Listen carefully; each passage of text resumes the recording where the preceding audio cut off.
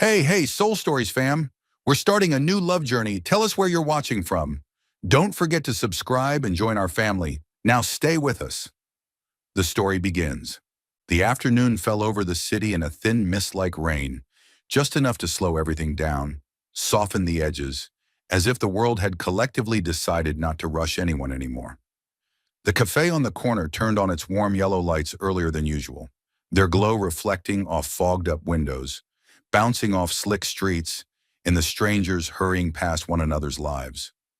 Lila Brooks sat in the last booth against the wall, a spot discreet enough to avoid making eye contact with anyone if she didn't want to. She slouched deliberately, shoulders relaxed, spine not quite straight, letting her body occupy space in a careless, uninterested way. She wore a faded gray sweatshirt, one size too big, belonging to some long-gone winter, that now served only one purpose: lowering expectations to absolute zero. Her hair was gathered in a messy bun, not the curated, effortless kind, but the I don't care enough to try kind. A few strands fell against her neck and cheeks, but she didn't bother fixing them.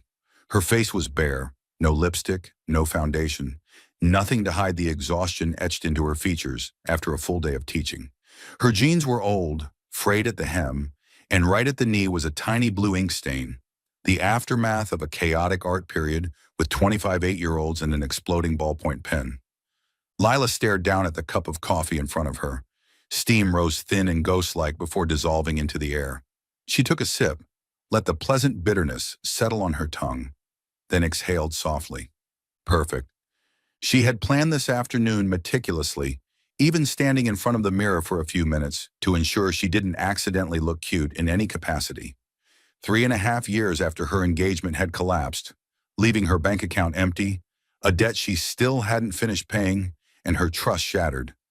Lila had no patience left for dates framed as maybe this time will be different. She preferred a strategy far simpler and far more efficient. Dress badly. Don't try. Don't polish anything. If the man across from her stood up within the first 10 minutes with some polite excuse, she considered it a win.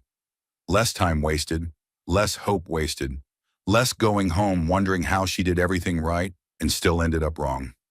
Dress terribly equals filter out the money hunters, Lila thought, a faint self-mocking smile tugging at her lips. The strategy had never failed her. She glanced at her phone again. No new messages from Maya, who had enthusiastically arranged this date with a dramatic assurance, "He's just a nice guy." No drama. Lila could practically picture her somewhere, anxiously awaiting the status report. Has he run yet? Lila had barely set her phone down when the cafe door chimed. Clear, bright, slicing through the low music. A few people looked up. Lila did too, more by habit than curiosity, and her gaze lingered longer than she intended. The man who walked in did not match the script in her head. He was tall, but not in an attention-demanding way. His frame was lean, clothed in simple, well-tailored pieces that revealed their quality only when you looked closely. His dark hair was neatly combed, with a few silver strands at his temples, catching the warm light.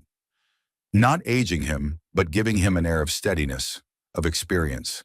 He paused, scanned the cafe, and then his eyes stopped on Lila. The moment was brief, almost negligible, yet something in her routine shifted, just a millimeter, but enough to be alarming. He didn't gloss over her. He didn't assess. He saw her, then smiled, not the polite kind or the just confirming your identity kind, but something that landed soft, warm, and real. Reflexively, Lila looked down at herself, the faded sweatshirt, the ink stain, the uncorrected bun. Absolutely not. The man walked toward her, each step unhurried but certain, as if the possibility of being wrong didn't occur to him. When he stopped at her table, Lila realized she'd been holding her breath. Lila! His voice was deep, clear, not too low, not artificially smooth. She didn't stand, just shrugged. If you're looking for someone who looks different, you've got the wrong girl. He chuckled softly, pulling out the chair and sitting down without hesitation, as if all of this made perfect sense, and her outfit didn't exist. No, he said, I'm pretty sure I'm in the right place. Lila narrowed her eyes, studying him like an equation missing half its variables. You're not surprised? Surprised by what? That I don't look like a date, she replied bluntly. His gaze moved over her briefly before resting on her eyes, where he seemed to find something he recognized. Maybe I'm not here for someone who looks like a template, he said. Lila laughed, more naturally than she intended. Fine, let me make this easier. If you want to leave, go ahead. I won't be offended. He tilted his head, genuinely considering, then asked in a calm voice, Why would I leave? Because I'm dressed like this? And? Lila blinked, then decided to be honest. It's a tactic. I dress badly to see who has the patience to stay. He laughed outright, warm and unguarded. In that case, he said, eyes never leaving hers, I suppose I've passed the first round. Outside, the rain kept falling steadily, like a soundtrack no one asked for, but everyone accepted. They ordered their drinks. And for the first time in years, Lila realized she didn't want this date to end early. Inside the cafe, the flow of customers slowed. The air settled, warm and soft like the old blanket Lila wrapped around herself every winter night.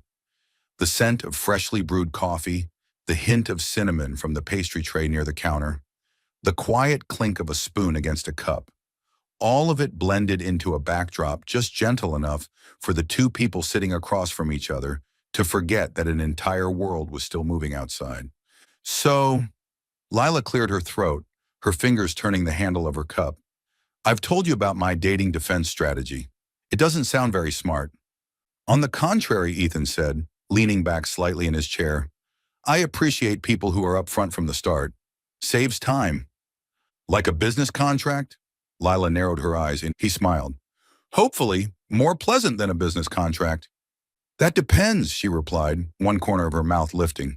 So tell me, what do you do? Or is that also a strategic secret?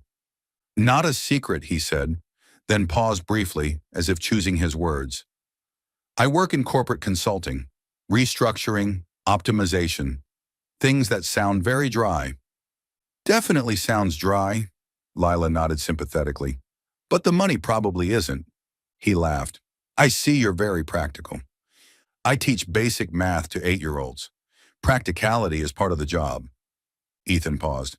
You're a teacher? Yeah. 3rd grade, Maplewood Elementary, 4 blocks from here. Her voice softened unconsciously when she mentioned the school. Every day starts with settling who sits next to whom and ends with a war over the purple crayon. More interesting than restructuring, if you ask me. Definitely more interesting, he said, and this time Lila could tell he meant it, not just polite conversation. Can I ask, Anna, why kids? You don't seem like the type who enjoys making life hard for herself. Thanks, Lila laughed. I like being the only adult in the room who can still draw smiley faces on the board with chalk and not be judged. And kids are interesting. They don't pretend to be better than they are, as adults do. Ethan tilted his head, studying her, his eyes carrying a look like he was threading small details together. I get it now. Get what? She asked. Your eyes, he said, as if he'd discovered something simple but important. When you talk about corporate consulting, they get a little polite. But when you say 3rd grade, he shrugged slightly. They light up. Lila felt her face warm, and she hated that. Maybe because I like kids more than restructuring. I also like hearing you talk about kids more than hearing about restructuring, he replied so sincerely that she couldn't help but laugh.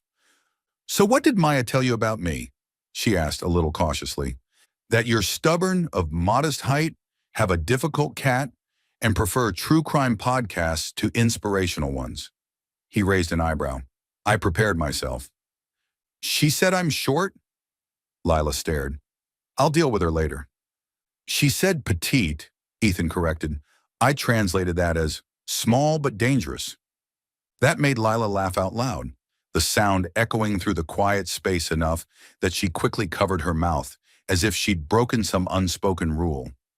Ethan was watching her with the look of someone who just noted another interesting data point. And you? She asked, tossing the ball back. What kind of person are you, besides someone who sits calmly in front of an old sweatshirt? The kind who is very, very tired of people changing their tone once they hear what I do for a living. He looked down at his coffee, his palm turning the ceramic cup as if he were used to saying this.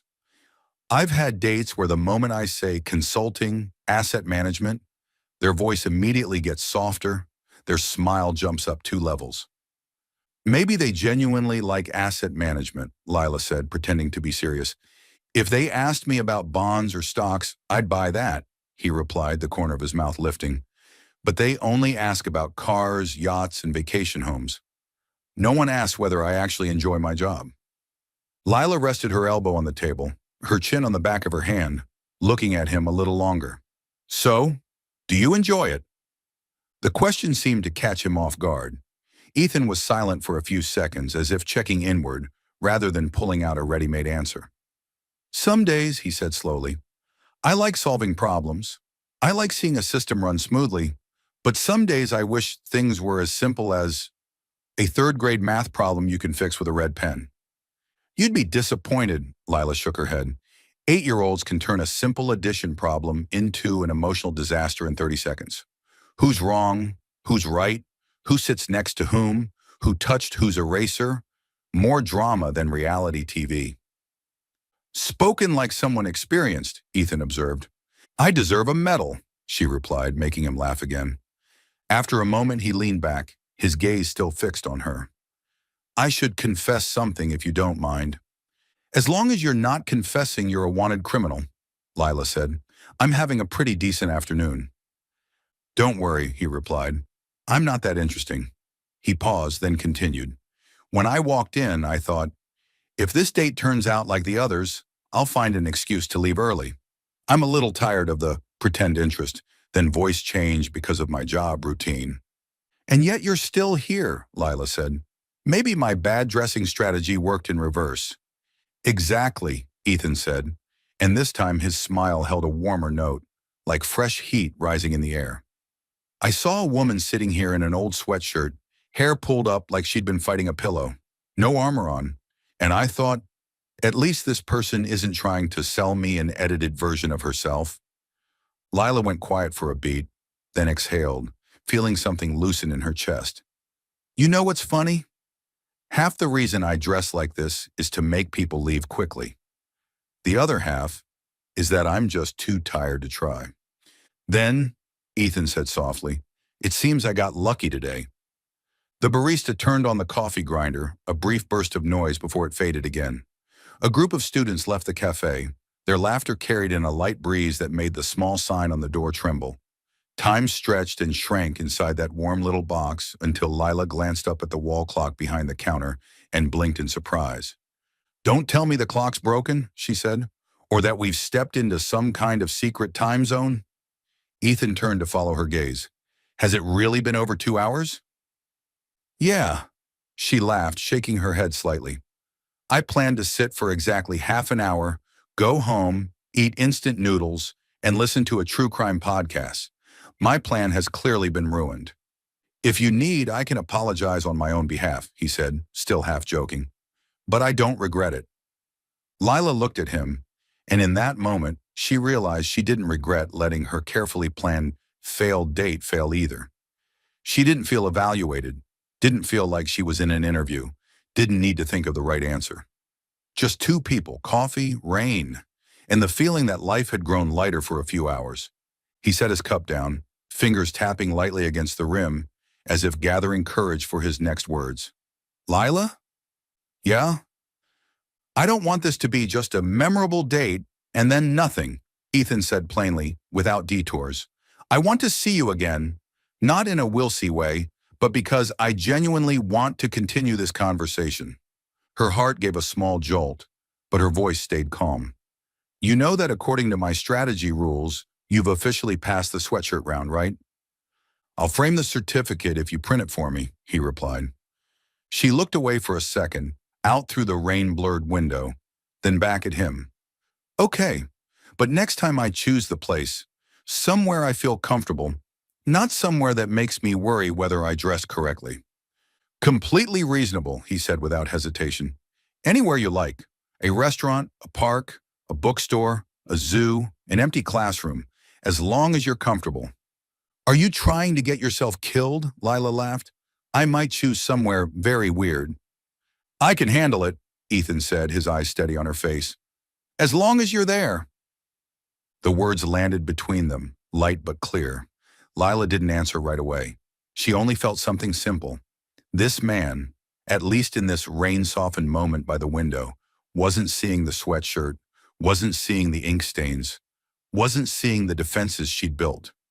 He was looking straight at the woman sitting across from him, with eyes that no longer believed in miracles, but still had enough courage to try again. And for the first time in a very long while, Lila heard a small, very small sound inside herself, like an old hinge being oiled, a door, slowly, beginning to open. Saturday morning opened with a rare, pale sunshine after days of rain. Light filtered through the trees lining the street and lingered on the sidewalk just long enough to convince people that today might actually be pleasant. The used book fair had taken over the small square in front of the city library. Rows of wooden tables stacked high with books whose covers were worn, spines cracked, the scent of old paper blending with to-go coffee, and the sweetness of pastries from a nearby cart. Lila arrived 10 minutes early. She stood at the edge of the square, clutching her canvas tote, letting her breathing settle before stepping in. Today she was dressed neater than at the cafe, but still herself. A light cream sweater, dark jeans with no ink stains, soft-soled flats. Her hair was loose, with a small braid tucked behind one ear. No real makeup, just enough to look awake.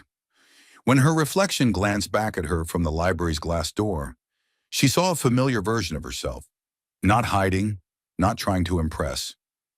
Just me, but slightly more put together, she thought, and found that perfectly acceptable.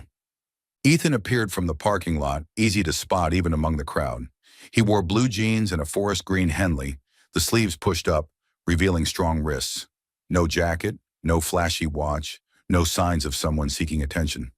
When he saw Lila, his eyes lit up in that now familiar way, not rushed, not appraising, and the smile followed, slowing her steps by half a beat. "Hi," he said once he reached her, voice warm and unhurried like the morning itself. "I was afraid I might be late." "You're early," Lila replied. "I'm just mentally preparing myself for getting lost between book tables." "Sounds like a pleasant accident," Ethan said, glancing around. "This place suits you." "You've met me twice," she raised an eyebrow. "You jump to conclusions that fast?" "Not conclusions," he grinned. "Predictions. I predict you like places that offer people permission to slow down." Lila didn't argue. She led him along the first row of tables where old mystery novels were stacked in an order only the vendor understood. They stopped at a table covered in detective stories, hand-drawn covers, retro fonts, some with prices written in pencil on the first page. "Here we are," Lila said as if claiming her territory. "Heaven!" Ethan leaned in. "You sound very sure." "Classic mysteries," she explained. "They're not really about who killed whom. They're about what people don't say and why." He picked one up, flipped a few pages, eyes focused. "Sounds like a life lesson."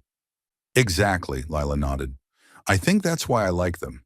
They teach you to listen to the empty spaces." Ethan paused, then smiled. "Now I understand why that coffee date went by so quickly." "Because I talk too much?" "Because you know when to stop," he said. "Not everyone does." They moved slowly from table to table, stopping to skim lines, for Lila to introduce a writer, or for Ethan to question a bizarre book cover he'd found. Their conversation required no effort. It found its own rhythm, weaving through titles, odd anecdotes, and quiet moments that didn't need filling. "Do you read a lot of mysteries?" Lila asked when they reached a stack of dark-covered novels. "A bit," Ethan replied. "I like how they make you observe more closely. It's similar to my job. Sometimes the most important part is what isn't written in the report." Lila glanced at him, realizing she'd wandered near a boundary, and stopped herself.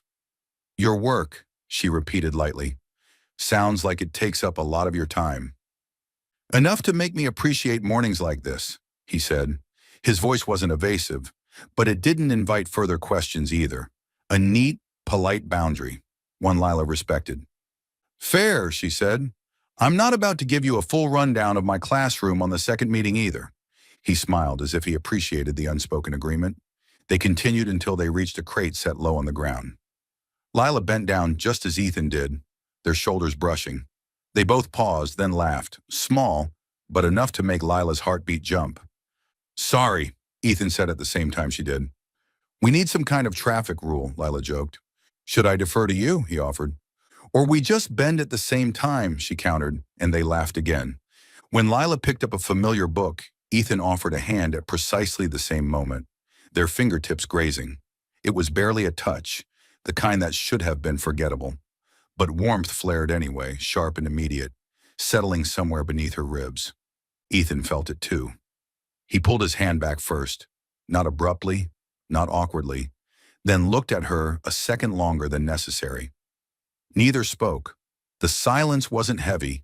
It was soft, as if they both acknowledged something had shifted, and there was no need to define it.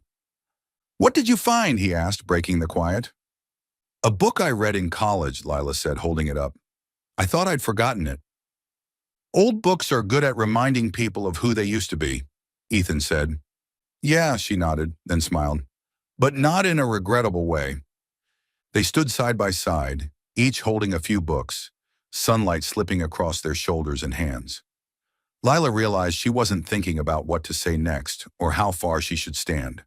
She was simply here, careful enough not to leap ahead, comfortable enough not to retreat. When they left the fair with light bags of books, Ethan slowed his steps to match hers. You picked the perfect spot, he said. I like the way time behaves here. That's the criteria, Lila replied. Places that don't rush you.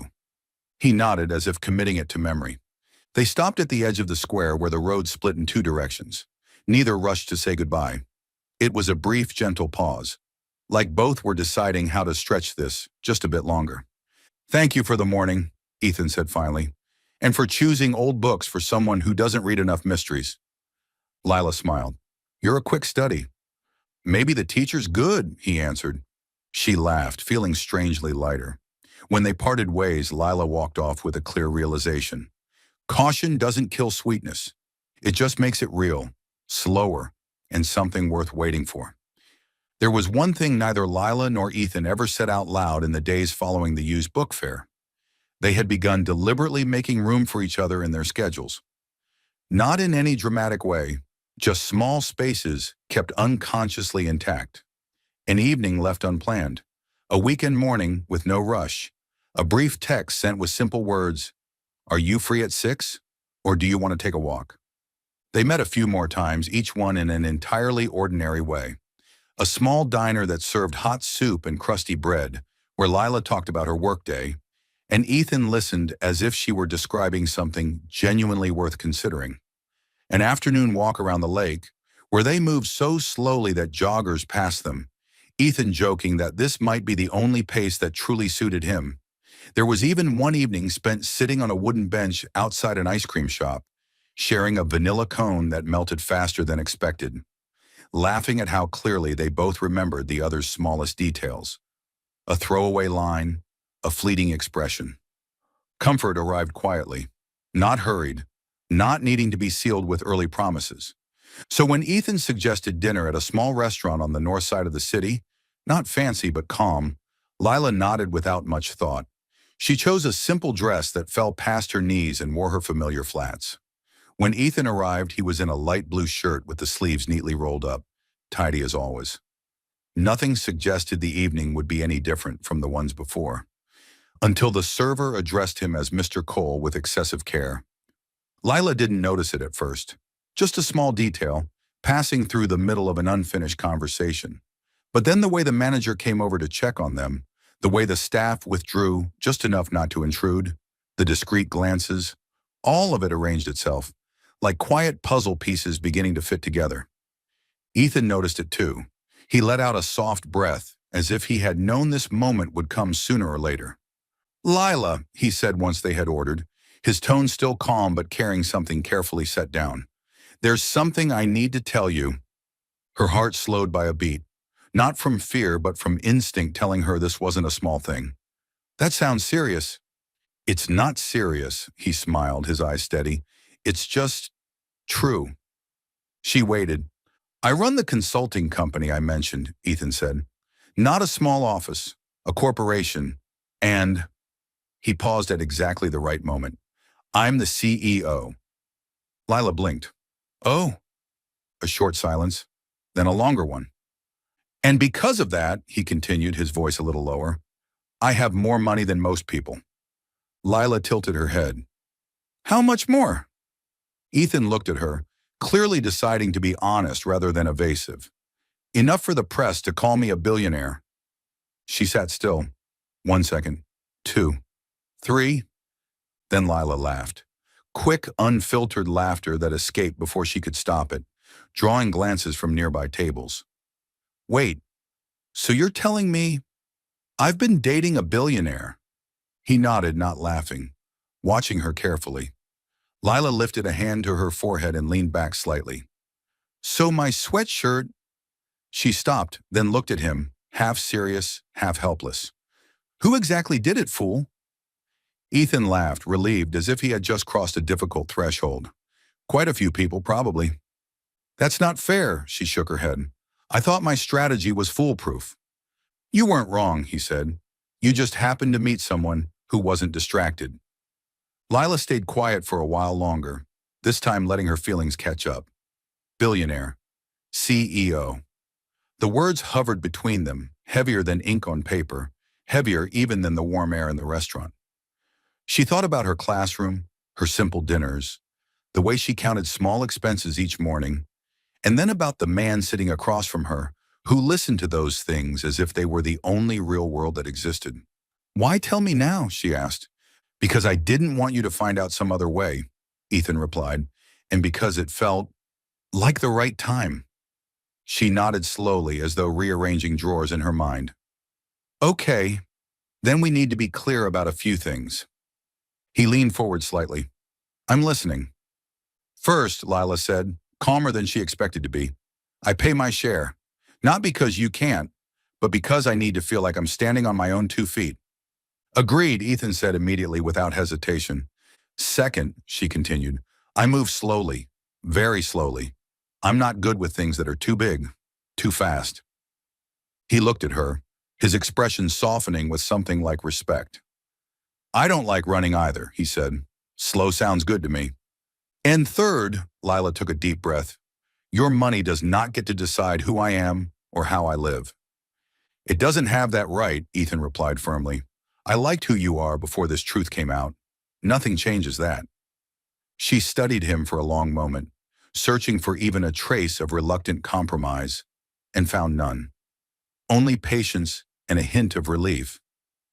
Lila exhaled softly, feeling as if she had just crossed a narrow bridge without falling into the water. Okay, she said, finally smiling. So, do we continue? Ethan smiled back, without triumph, without display. Very much so. They returned to their meal, the conversation drifting back to familiar ground. But the space between them had shifted, not heavier, just more real. When Lila reached for her water glass, Ethan's hand moved toward it at the same moment, and they both paused, smiling softly at the coincidence. Outside, the city lights remained bright. At a quiet corner table, a secret had been placed on the surface, causing no fracture, no collapse, only clarifying what was already forming. And Lila realized that of all the possibilities she had feared, the most surprising was not that Ethan was very rich, but that his wealth didn't stand between them at all. Rumors don't arrive with a knock. They slip into your life like cold air through a window crack. Barely noticeable at first, just enough to make you shiver, and then suddenly everywhere. It began with a name flashing across Lila's phone screen on Monday morning, right as she set her bag down on the teacher's desk and powered up her computer for the first class of the day. Have you seen this yet? Maya's message followed by a link. Lila didn't tap it immediately. Something in her instincts pulled her hand back, as if what waited there wasn't text, but something sharp. She clicked anyway. The article was short, the headline louder than necessary. A few grainy, long-distance shots taken without permission. A quote from a close source, and the line that knotted her stomach. Elementary teacher and reclusive billionaire? Love story or calculated move? Lila sat frozen for a long moment, the noise of students outside the classroom fading into a distant hum. The article called her an ordinary teacher, a plain woman, an inexplicable choice. Then came the questions, not explicit but obvious enough, about her motives, about money, about what someone like her was doing next to someone like Ethan. Lila locked the screen just before the bell rang. She thought she could handle it, that if it existed only online, she could pretend she hadn't seen it, the way she'd ignored many other things in her life. But by recess, as she stood in the first-floor hallway helping students line up, a man she didn't recognize stood beyond the school gate. Camera in hand, lens long and unmistakably pointed at her. He raised it. Lila froze. The courtyard, usually alive with laughter and sneakers slapping concrete, suddenly felt cavernous. Another teacher stepped instinctively between them. "Excuse me," she said loudly. "This is school property." The man didn't answer, just lowered the camera a fraction, eyes still locked on Lila, as though she were an object, not a person. Lila walked back inside, her legs trembling ever so slightly. That feeling, being watched, judged, turned into a narrative she didn't control, dragged her backward into a memory she thought she'd escaped.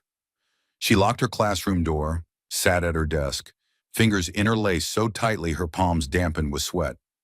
She called Ethan at lunch. "No, I know," he said before she could speak, his voice more tense than usual.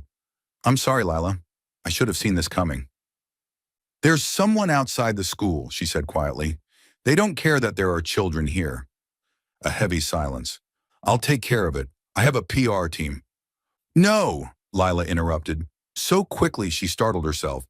"I don't want to be handled." Ethan paused. "What do you mean?" "I don't want a cleaner, more digestible version of myself appearing in the press," she said, the words stumbling over emotion. "I don't want articles saying I'm appropriate, respectable, suitable, as if I need editing to fit someone's standards." "I just want to protect you," Ethan said. "I know how to deal with the media. I can make this die down." "And in return for what?" Lila asked. "I stay quiet? I stand behind you in carefully chosen photos? I let other people tell my story?" Ethan exhaled. "That's not what I meant." "But it's what would happen," she replied, softer now, as though persuading herself. "I lost control of my life once. I'm not doing it again." The silence between them stretched, not from distance, but from the shared understanding that this was no longer just their problem. The conflict wasn't between them, but out there, clawing its way into their lives. "So what do you want to do?" Ethan asked at last. Lila leaned her forehead against the wall, the paint cool against her skin. "I don't know.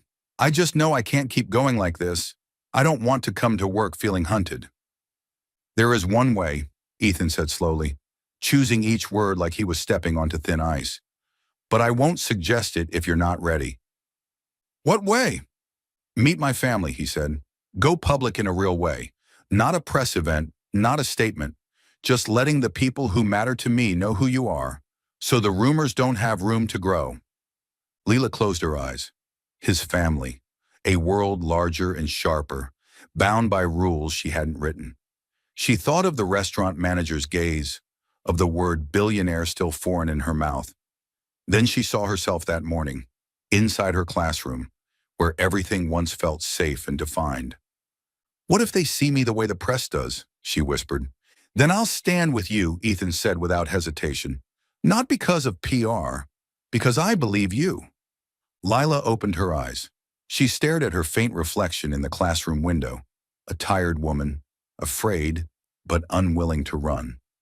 She inhaled, letting the old fear pass through her chest and settle behind her, instead of in front. "Okay," she said, voice trembling but firm. "We'll do it, but on one condition." "Tell me." "No staging, no polishing, no one speaks for me," Lila said. "I go as myself, or I don't go." "I promise," Ethan replied. "Just you." When the call ended, Lila sat alone, listening to the familiar sounds of children shouting in the yard. The fear didn't disappear. It curled up in her chest like something small and sharp. But beside it, something else grew. Determination not to let strangers write the story of her life. Outside, the cameras were still pointed her way. But for the first time since the rumors began, Lila didn't bow her head.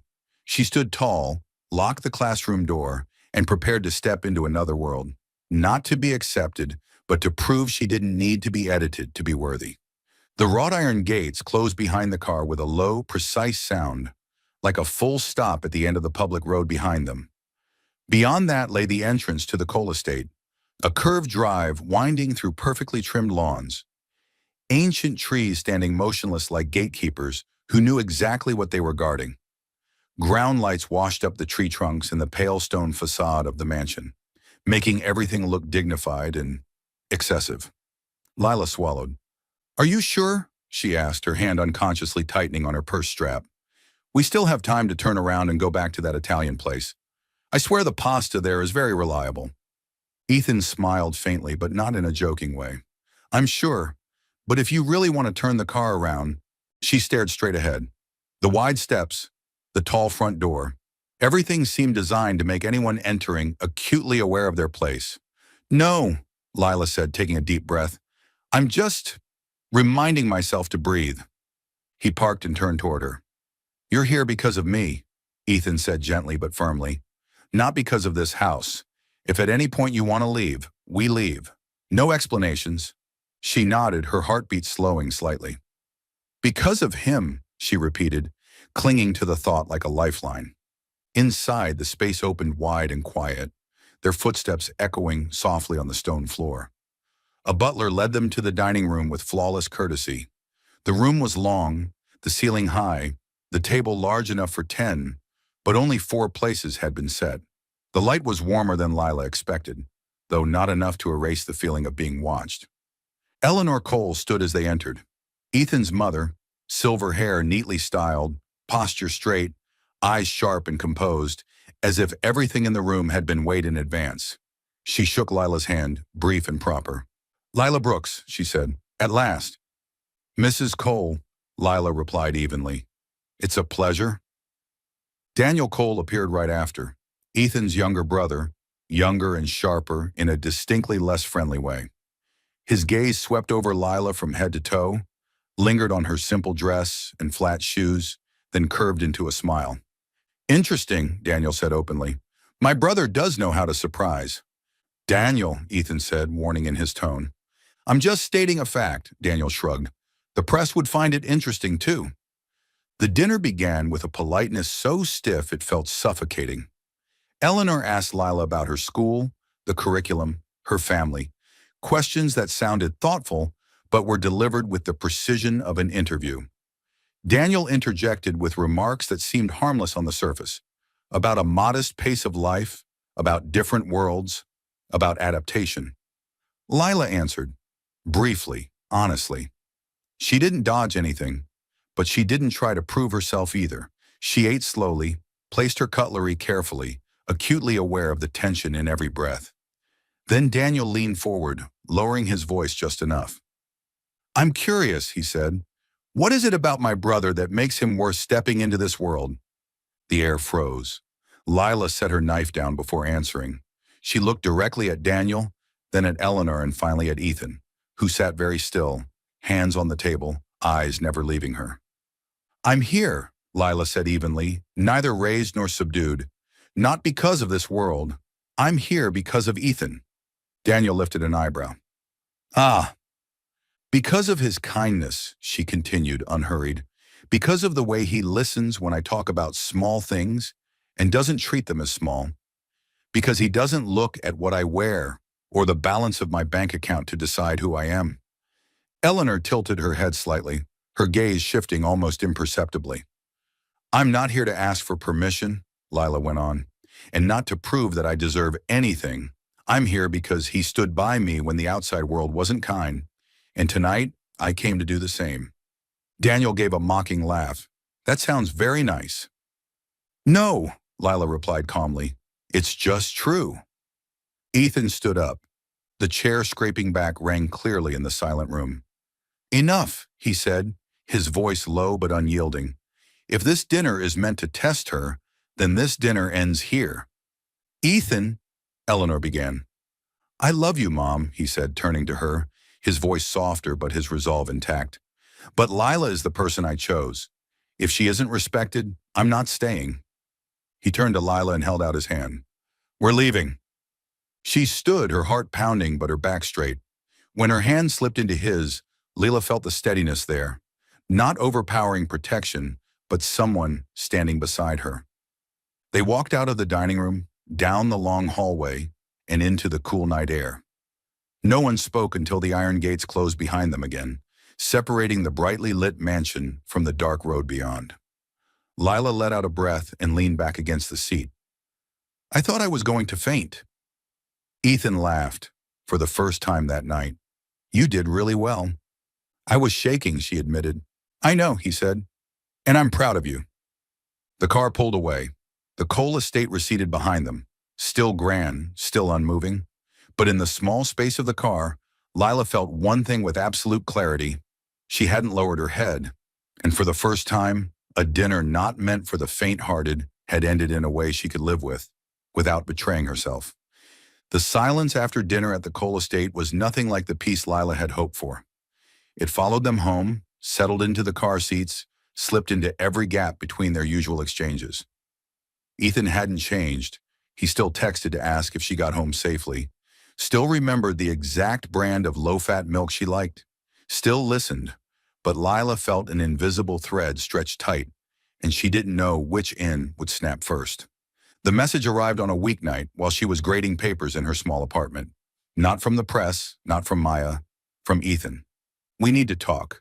Just 6 words, polite, measured, and enough to make Lila set her pen down and close her eyes for a second. She called him immediately. I'm home, she said before he could speak. You can come over if you want. Ethan arrived quickly. He stood in her narrow living room, surrounded by bookshelves and a tiny dining table, as if afraid to touch anything without permission. Lila noticed, and it made her chest heavier. My family hired someone to investigate you, Ethan said at last, blunt and without detours. Specifically Daniel. Lila stilled. She wasn't surprised, just tired. A familiar exhaustion pressed down on her. What did they find? A debt, he said, voice lowering. A big one, from your ex. The air thickened. Lila sat at the edge of the couch, fingers twisting together. So they have proof. Not the proof they think, Ethan said quickly. I know you didn't, but they think it, Lila cut in, lifting her gaze. And now you know too. Ethan stepped closer, slowly, as if she might spook. I know you paid for that relationship long after it ended, he said. I didn't know the cost was this high. You shouldn't have to carry it alone. She let out a dry laugh. I already did. Lila, he said gently, let me help. The words landed softly, and because of that, they hurt more. How? She asked, barely above a whisper. You write a check? Ethan didn't flinch. I can pay it off. Tomorrow. No one has to know. I'll know, Lila replied, her voice trembling. And eventually everyone will, one way or another. You don't have to prove anything, he insisted. You don't owe them. But I owe myself, she said, rising, unable to hide the emotion anymore. If I accept your help, then I am exactly what they say, a woman whose life gets fixed because a rich man decided so. That isn't pity, Ethan said, tension sharp in his tone. It's love. Lila held his gaze for a long beat. Are you sure? She asked quietly. Or do you just hate watching me struggle, so you want to erase the problem? He didn't answer. The silence, short as it was enough to make Lila feel reduced to a role she despised, someone waiting to be rescued. You don't understand, she said, voice cracking. I lost everything because I trusted the wrong man. I've spent years scraping myself back, tutoring after hours, giving up vacations, eating peanut butter sandwiches for dinner just to repay a debt I shouldn't have had. That's how I survived.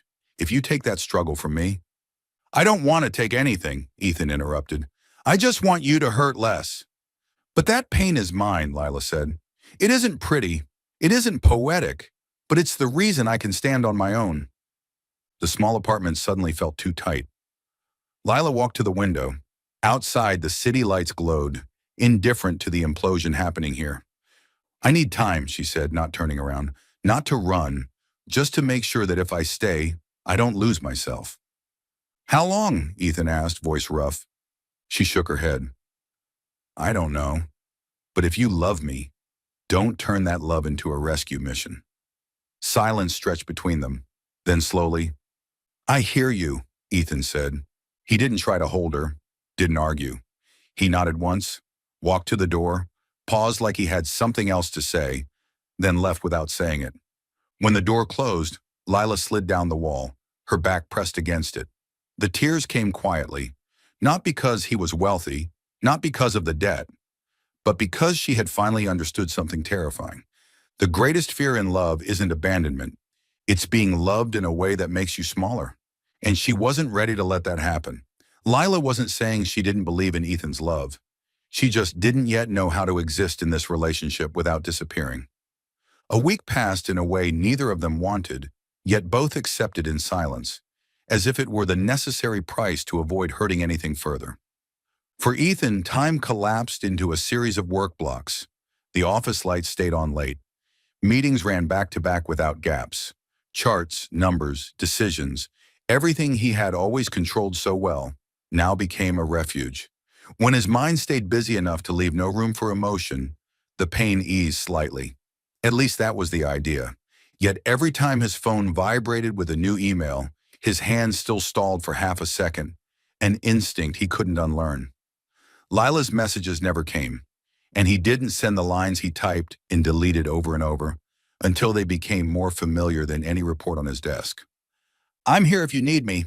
Too much pressure. I'm sorry for making things harder. Sounds like an excuse. I miss you. Too soon. Too selfish. Ethan placed the phone face down on the desk and rubbed the bridge of his nose. He was used to solving problems with decisive action, but this time the only right move was to do nothing. And that was harder than any deal he had ever closed. Every night, returning to his large, silent apartment, he thought about Lila's small space, the crowded bookshelves, the table just big enough for two, and wondered whether the vastness of his life had unintentionally made her feel out of place. Across the city, Lila's week passed to the sound of class bells, stacks of notebooks to grade, and 8-year-olds who didn't allow any adult to sink into gloom for too long. She stood at the front of the classroom, teaching fractions, mediating arguments over colored pencils, listening to rambling stories, and in those moments, she was fine. At least she looked fine. But there were very small moments slipping between the rhythms of daily life, when longing surfaced without warning. A student's question about dividing things evenly made her think of Ethan, who always divided things with care. A light rainy afternoon brought back the first cafe, the old sweatshirt, and the smile that never looked at clothes. She realized she was still subconsciously keeping an empty space in her schedule, as if he might still step into it at any moment. Maya was the first to refuse to tolerate the silence. She appeared outside Lila's classroom after school, carrying 2 to-go coffees, her expression leaving no room for escape. You look like you're trying to convince the whole world that you're fine, Maya said, handing her one. But I know you too well. Lila exhaled and leaned against the teacher's desk. I'm okay. I'm just tired. Tired from missing him, Maya corrected, and from pretending you don't. Lila didn't argue. She stayed quiet for a few seconds, then spoke softly. It's not that I don't believe he loves me. Maya tilted her head. Then what is it? I don't know how to love again when everything is this complicated, Lila said slowly. I'm afraid that if I take another step forward, I'll lose what I worked so hard to rebuild. Maya looked at her, serious this time. He never loved the sweatshirt, she said. He loves you, the version of you without defenses, the version that speaks honestly, that stands up for herself. Lila smiled sadly. That's exactly why I'm scared.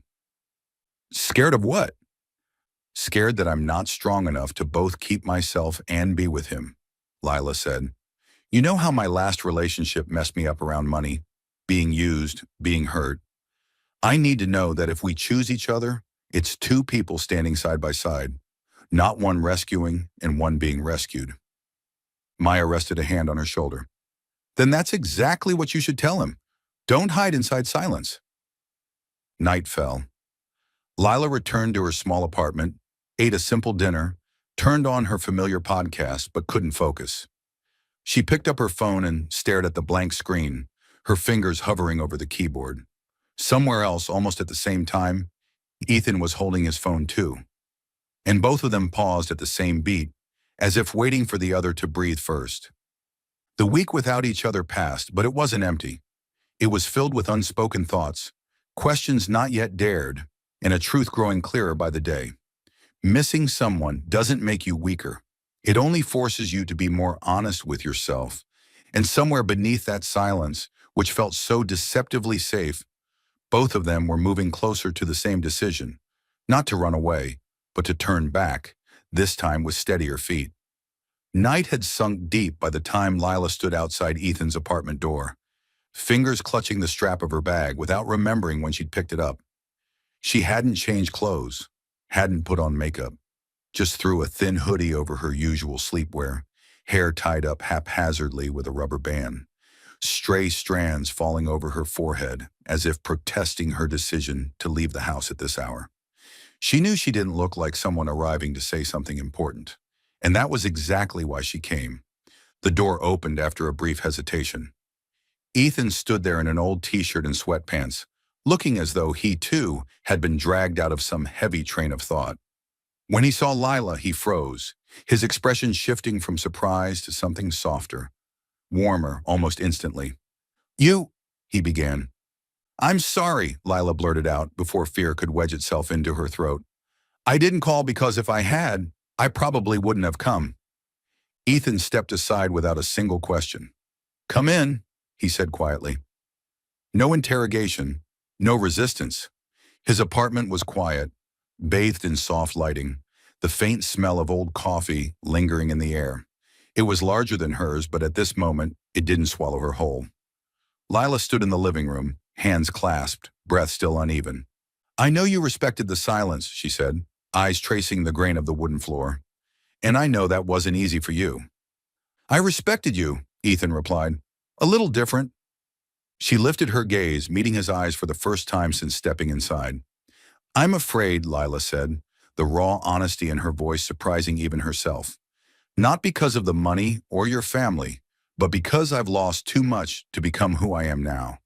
I'm terrified that if I let go even a little, I'll slip back to who I used to be." Ethan didn't interrupt, didn't move closer.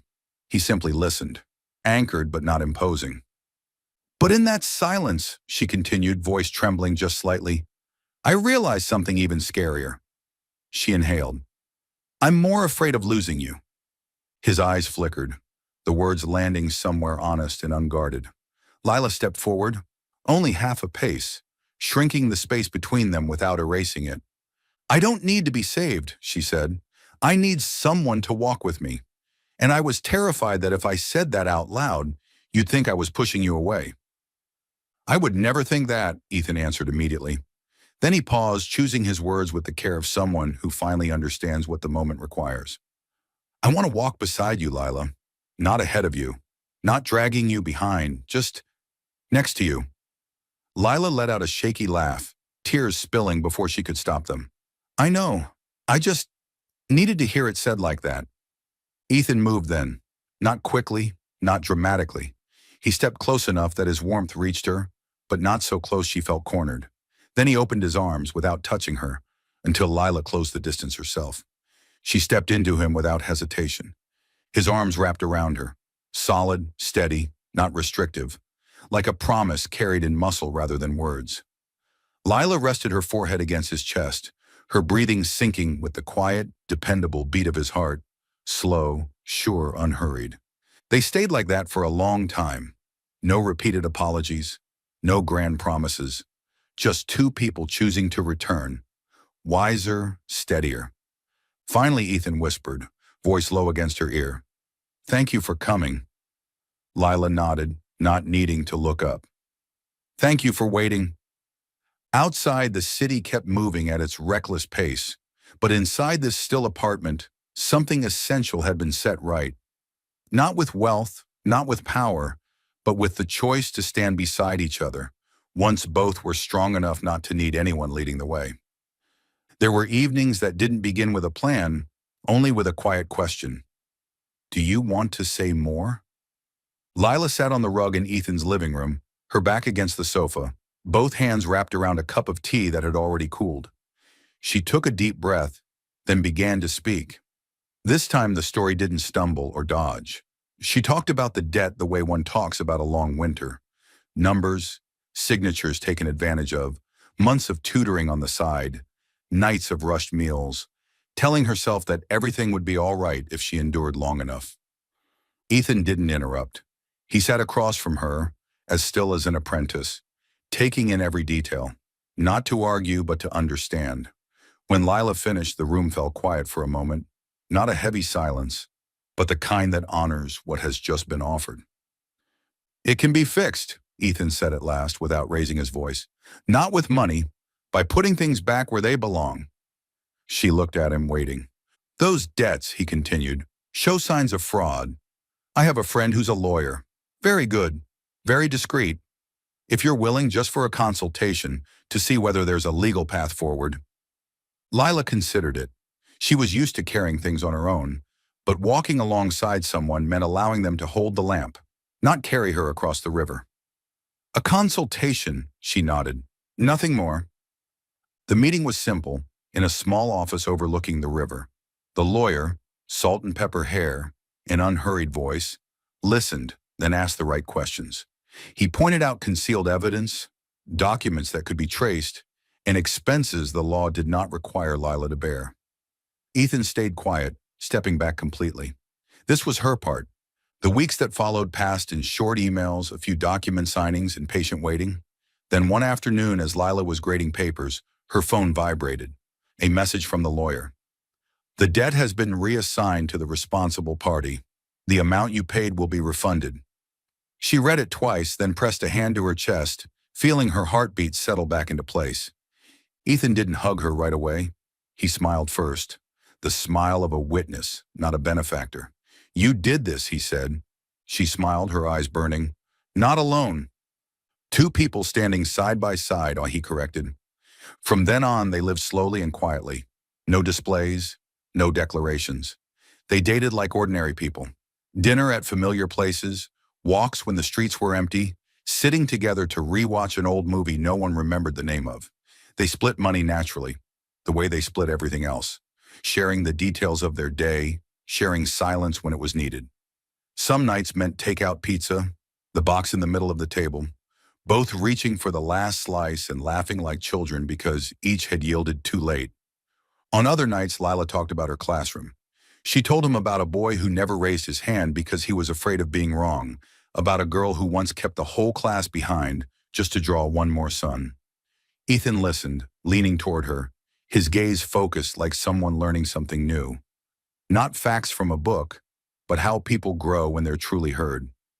"I've realized I learn the most when I don't talk," he admitted once. Lila smiled. "Welcome to third grade." The roles shifted, ever so slightly.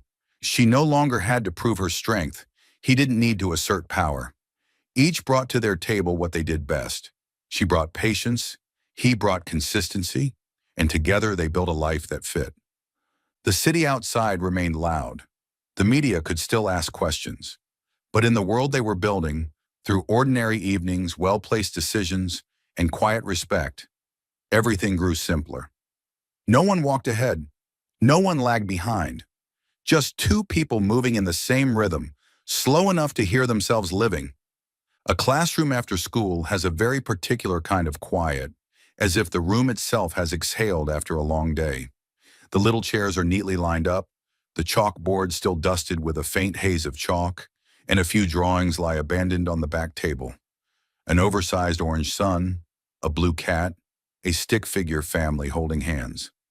Leela stood by the window gathering the last of the notebooks she hadn't taken home yet, feeling her familiar exhaustion settle in gently.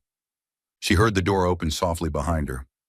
"I'm sorry," Ethan said in a low voice, as though afraid to disturb the peace. "I'm a little late." Lila turned and smiled. "You're right on time. This is when the classroom feels the nicest." He walked in slowly, his gaze sweeping over the room, not like someone merely visiting, but like someone learning how to love a place that wasn't his. Ethan paused between two rows of desks, bent down to pick up a fallen drawing, and placed it back where it belonged. A small, natural gesture, and because of that, Lila's heart tripped over itself. "Do you ever think," she teased, "that you're trespassing in third-grade territory?" "I think third grade will forgive me," he replied, "as long as I don't touch the crayon box." They laughed quietly. The room softened around them, familiar in the way their pizza-on-the-floor evenings always were. Ethan stood in the middle of the classroom, then lowered himself to one knee. Not ceremoniously, not staged, just enough so their eyes were perfectly level. Time seemed to stop. "Lila," he said, voice steady and low, neither rushed nor trembling. "I've thought a lot about where I want to say this. Not a restaurant, not a stage. Here, because this is where I see you most clearly." Her hand flew to her chest on instinct, her heart pounding far too fast for such a small body.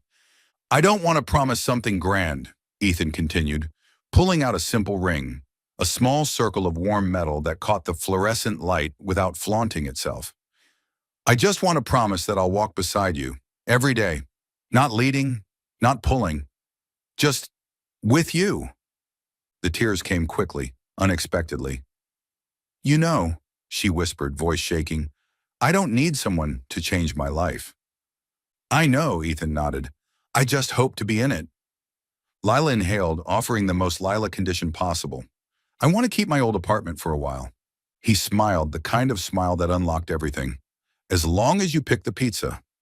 "Always," she laughed through her tears. She nodded. No speech, no spectacle. Ethan stood and slipped the ring onto her finger. It settled there perfectly, as though it had always known where it belonged. They held each other among the tiny chairs, arms tight but unhurried, letting the quiet peace soak into their bones. A few weeks later, they began something new. Not loud, not headline-worthy. A children's book center opened in their old neighborhood, its windows catching the afternoon sun, its floors low enough for kids to sit cross-legged and read. Lila managed it, choosing books, organizing story hours.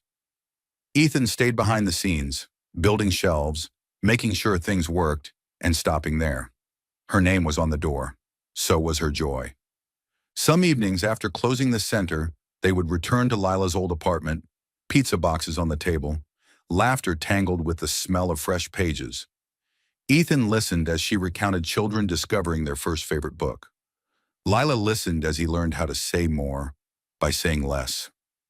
In the classroom after hours, the promise had been made the right way, without shrinking anyone, without forcing someone to stand behind the other. Just two adults choosing each other, and choosing to build something simple, steady, and profoundly real. The wedding took place on a late spring morning when the sunlight was gentle enough that no one had to squint, and the breeze was light enough that the paper streamers hanging from the ceiling only trembled softly as if breathing. There was no red carpet, no professional event team, no stage, only the reading center, where the scent of fresh paper mingled with paint, and children's laughter rang out in a way that could never be choreographed. Lila's students were the official decorating team. They carefully cut paper flowers, glued on glittering stars, and hung colorful garlands that sat slightly crooked, but which they were immensely proud of. A large sign at the front bore a wobbly handwritten message, wishing Ms. Lila and Uncle Ethan happiness. Ethan watched from a distance, sleeves rolled up, stepping in to straighten a crooked strand before turning to Lila with a smile that told her he was fully present in this moment. Lila walked in wearing a simple dress, no beading, no train, nothing that needed adjusting.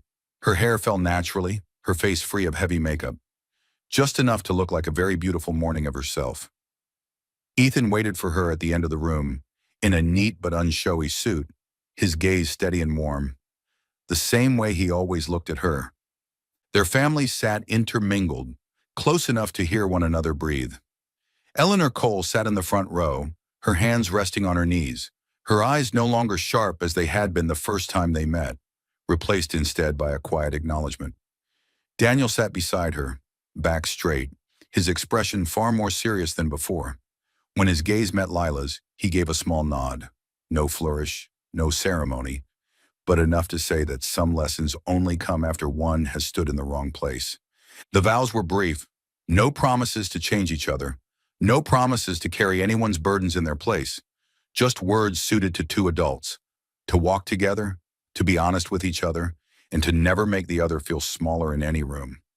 When Ethan slid the ring onto Lila's finger, she smiled. A smile that didn't need tears to prove anything. When it was her turn, Lila took his hand and gave it a gentle squeeze, like a habit formed long ago. They kissed amid applause and the children's giggles, surrounded by the scent of paper and sunlight. No one called it a billionaire's wedding. No one whispered about the dress or the ring. People simply saw two very real people choosing each other, in front of children, being taught that the world can be gentle. Life afterward didn't change in the way outsiders might imagine. Lila still went to class every morning, writing with chalk on the board, listening to innocent stories, teaching children how to read and how to believe in kindness. Ethan was still a billionaire, still signing major deals, still running a world most people only saw through headlines. But in the evenings, when the door closed, he learned to fold Lila's old sweatshirt a little more neatly, learned to wait his turn to speak, and learned that real success sometimes means simply being there at the right moment. Friday nights became an unbreakable ritual. Takeout pizza, the cardboard box set in the middle of the table, a true crime podcast is playing steadily in the background. Lila curled up in her faded gray sweatshirt, sometimes resting her feet on Ethan's lap to claim more space. He let her, an arm draped around her shoulders, no need to check his phone, no need to be anywhere else. They sat there, very ordinary, and completely enough. If anyone asked what their happiness looked like, the answer wouldn't be in wedding photos or bank balances. It would be in evenings that didn't require makeup, proof, or brilliance. Some loves begin when we deliberately choose not to shine and are loved, not for the glow, but for who we truly are.